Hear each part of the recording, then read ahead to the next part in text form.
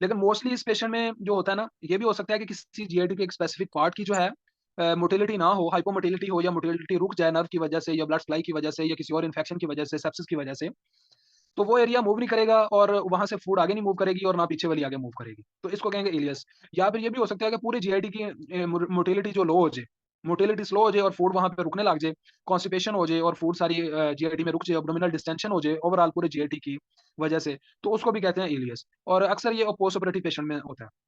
Patient को anaesthesia दिया जाता है, ठीक है, उसको मसल रिलैक्सेंट्स दिए जाते हैं, तो काफ़ी सारी उसको मेडिसिन दी जाती हैं, तो उसका इफेक्ट ये भी आ जाता है कि जीआईटी मोटिलिटी स्लो हो जाती है। या फिर कुछ जीआईटी की स्पेशली सर्जरीज में जीआईटी की हैंडलिंग काफ़ी होती है, हम हाथ से उसको टच करते हैं, इंटेस्टाइन को पकड़ के इधर करते हैं, उधर करते हैं, सर्जरी परफॉर्म करते हैं, पर प्रोसीजर के बाद वो डिस्टर्बेंस की वजह से मोटिलिटी स्लो हो जाती है।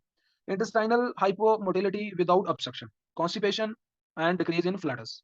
फ्लैटस का पता है ना, गैस को कहते हैं। Distended tympanic abdomen with bowel sounds, distend हो जाता है एब्डोमेन, टेम्पेनिक साउंड्स होती हैं, ठीक है, डिक्रीज बाउल साउंड्स, ठीक है, एसोसिएटेड विद एब्डोमिनल सर्जरीज, ओफियाइड्स, ठीक है, ये जो इंजेक्शन है कौन से भला, नेल्बोफिन वगैरह, ठीक है, तो या फिर ये जो ट्रामाडोल वगैरह हैं, तो इनकी वजह से भी, या फिर हाइपोक्लीमिया, इलेक्ट्रोलाइट इम्बैलेंस, ठीक है, लो लेवल ऑफ पोटेशियम, या फिर इन्फेक्शन सेप्सिस की वजह से, ठीक है। नो ट्रांजिशन जोन, हमने मेगाकोलॉन में, जीआईटी ऑब्स्ट्रक्शन में, ठीक है, उधर हमने पढ़े थे ट्रांजिशन जोन, एक जोन ऐसा था जहाँ पे ऑब्स्ट्रक्शन की वजह से फूड रुकती है, उसके पीछे का जो जोन है वहाँ पे कम्बुलेशन और डाइजेशन होती है, तो वो एक ट्रांजिशन जोन बन जाता है जोन, ठीक है। इसमें ट्रांजिशन जोन नहीं बनता, पूरे के पूरे जीआईटी की मोटिलिटी स्लो हो जाती है।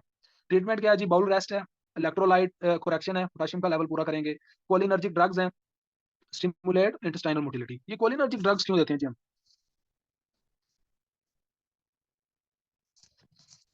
कोलिनर्जिक ड्रग्स क्यों देते हैं जी?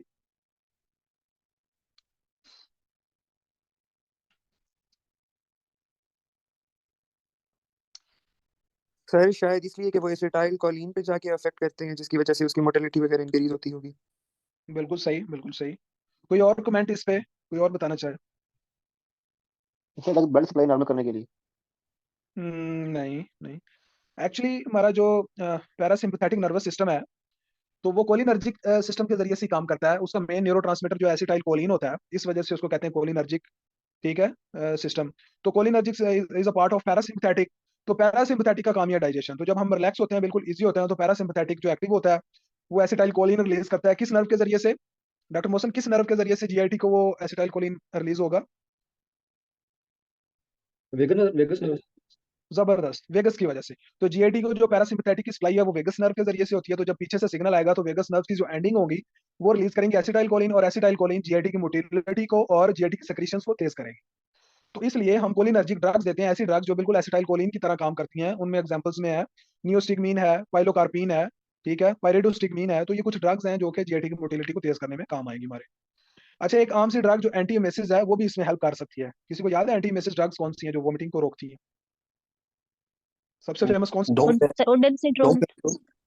वो नहीं, अल्डोस्टेरोन दोनों ही डोम नहीं। पेरिडोन है, मेटोक्लोप्रामाइड है।